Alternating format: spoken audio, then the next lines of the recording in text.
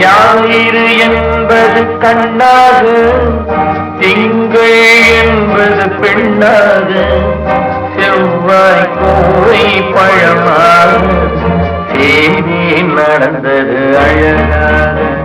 நேற்றைய பொழுது கண்ணோடு, இன்றைய பொழுது கையோடு, நாளைய பொழுதும் உன்னோடு, நிழலாய் நடப்பேன் பின்னோடு.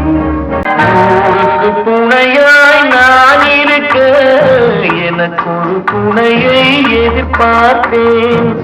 உள்ளத்தின் கோவிலில் விளக்கேற்ற, மைவிழி கிண்ணத்தில் நெய் வார்த்தேன். ஞாயிறு என்பது கண்ணாக, திங்கள் என்பது பெண்ணாக,